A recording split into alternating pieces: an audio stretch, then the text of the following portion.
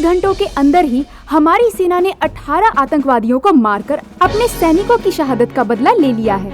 इस पूरे ऑपरेशन में जिस बहादुरी के साथ मेजर वीर ने उन आतंकवादियों को मार गिराया है, शायद उसे देखकर सभी आतंकवादियों की रूह ही कांप गई होगी। इसके पहले भी मेजर वीर ने इस तरह के कई ऑपरेशंस को अपने तरीके से अंजाम दिए हैं, जिसके चलते वो पाकिस्तान के तलवे चाटने वाले अलगाववादी नेताओं व ह्यूमन राइट्स संस्थाओं के गुस्से के शिकार होते रहे हैं। इन मारे गए आतंकवादियों में 6 पाकिस्तानी और 12 कश्मीरी युवक थे, जिनका मोस्ट वांटेड कमांडर रहमत शफीक अलीगढ़ यूनिवर्सिटी का स्कॉलर स्टूडेंट रह चुका है।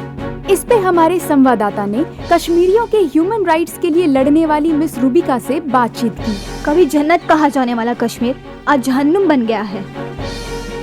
आज यहाँ के हर शख्स में लोग आतंकवादी को देखते हैं। इसका कारण कोई और नहीं, हमेशा से भारत सरकार का इनके प्रति उदासीन रवैया रहा है। जो रही सही कसर बाकी रह गई थी वो हिंदुस्तान के सेना ने पूरी कर दी। ये सेना आम कश्मीरियों के साथ जानवरों जैसा व्यवहार करती है, उन पे जुल्म करती है, उन्हें हथियार उठाने के लिए मजबूर करती है। आज हर पढ़ा लिखा कश्मीरी युवक हथियार उठा रहा है। आपको पता है इसका अंजाम क्या होगा? आप लोगों ने देखा ना हिंदुस्तानी फौज की बर्बरता। वो मेजर वीर प्रताप इंसान नहीं जानवर है। इंडियन गवर्नमेंट को उसके खिलाफ एक्शन लेना चाहिए, उसे सजा होनी चाहिए। He is not a human being, he is an animal. Sir, ये लड़की हमेशा आपके खिलाफ ही क्यों बोलती है? मेरा बस चले ना तो आतंकवादियों के साथ साथ इसे भी ठोक दो। मुझे तो ऐसा लगता है चैनल खोलिए सिर्फ मेरे खिलाफ बोलने के लिए। बंद करो। बचाओ!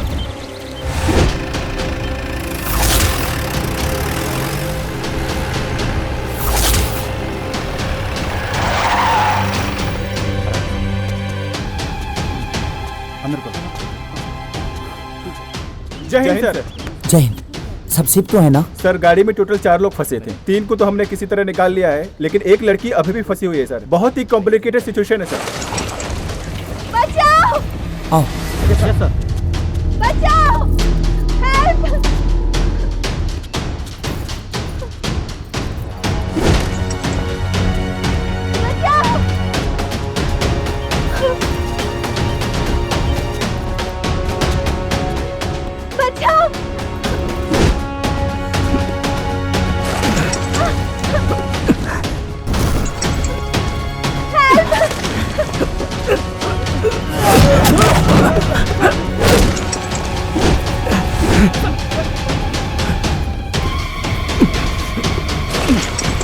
संभल के सर। बचाओ!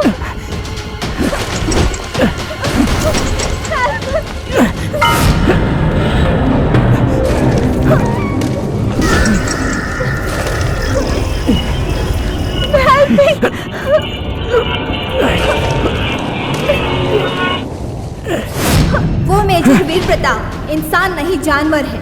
इंडियन गवर्नमेंट को उसके खिलाफ एक्शन लेना चाहिए, उसे सजा होनी चाहिए। डरिए मत मैडम, हम हिंद के जवान हैं। हिंदू हो चाहे मुसलमान, हर हिंदुस्तानी है हमारी जान।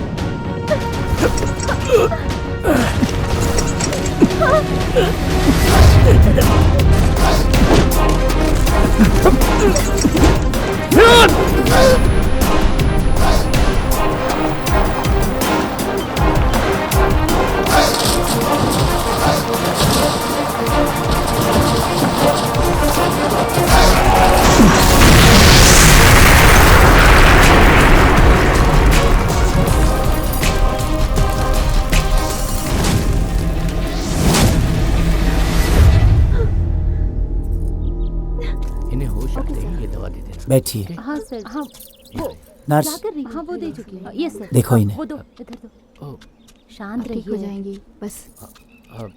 कॉटन। ये सर।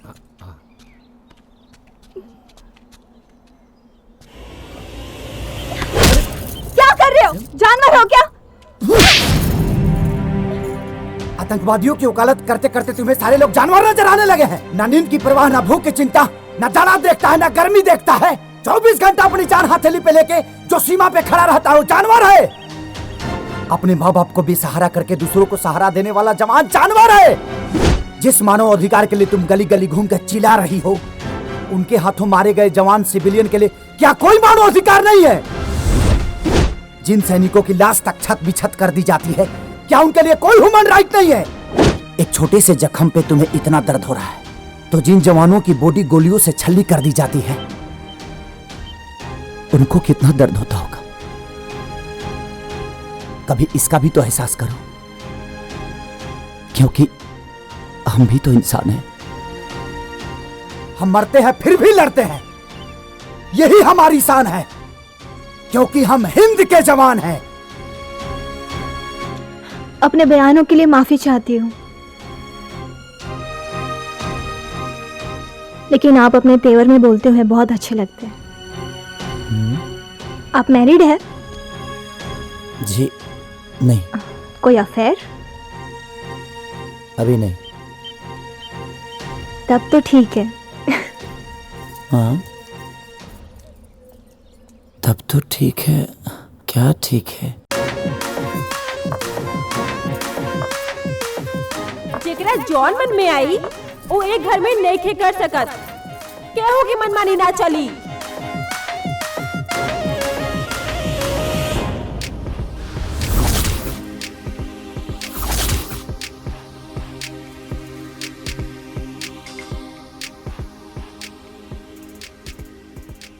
रवा लोग ई मत भुलाई, ई घर हमार ह। जब वो ही मत भुलाई कि अभी घर राउर ना है। ससुराल जाए के दिन नजदीक आ गइल बा। अरे छोड़ा भाभी, न जाने कौन फौजी से ब्याह की बात चलता कि उनकरा के यहाँ पे आवे के छुट्टी नहीं के मिलत। अब तो हम ब्याह के बाद भी भुला गए नहीं और उनका सपना देखल भी छोड़ी देनी। हाँ तो अब सपना देखल शुरू कर दो। ना माई, हमके ना अपन नींद नहीं खराब करे के। अरे 11 को भी भूखल रहनी, तब तो जाके ब्याह की बात चलल। अब 21 को भी और भूखम ना, तब जाके ब्याह की बात फाइनल होई। अब ई करे की कोनो जरूरत नहीं खे। काहे? काहे की वीर के छुट्टी मिल गइल बा। सच भैया?